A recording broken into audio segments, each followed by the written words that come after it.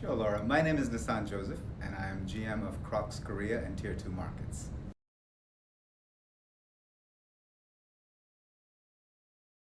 Well, I think we're in an interesting state of time today as we try to figure out it wasn't the game that we thought it was going to be of eTail or brick and mortar. I think now there's going to be more of a blending. It's a little bit different from the word omni-channel. It's about how retailers approach the consumer experience and use both sides of retail for immersion. So the first thing I'm going to tell you that's going to change in retail is how the whole immersion quotient comes to play and comes to life in brands and bringing the two sides of retail together.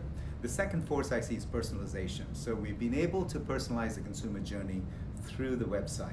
Now I think we're going to be able to personalize the journey through product at the store level, and we see that we're doing that with Crocs today. When you come in, you're able to personalize your shoes a little bit more. There are shoe companies that you can go in and start picking and choosing colors to manufacture just for you, almost like a C2M model, consumer to manufacturer model, saying the consumer tells the manufacturer what they want, right? So that's the second force. And I think the third force that definitely starts to play into all of these things is how emotionally connected a person becomes with the brand. So that's going to be more important. There used to be a time when retail was very fragmented. There was a lot of brands, there was a lot of players.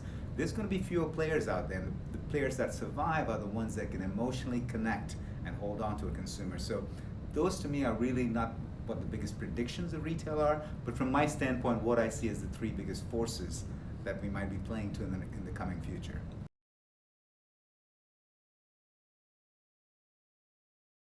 What we see is a consumer that's slightly different today. A consumer that's more educated, a consumer that's more caring, a consumer that's more aware. So when they look at the forces of climate change, or they see the forces going on around them, they want to make sure that the brands they interact with appeal to those parts that the consumer cares about.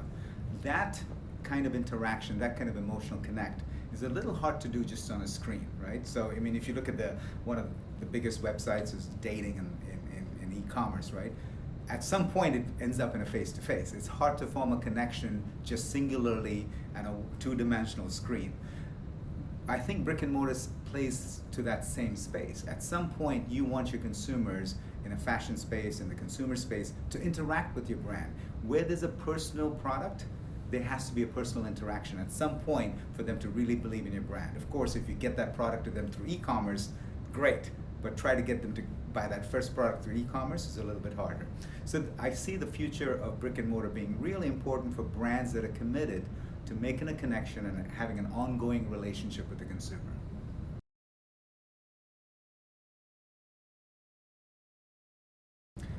Well, e-commerce is a very important question that all brands are asking themselves, and what better place to figure it out than in a conference of professionals that do and speak to it. So that's number one.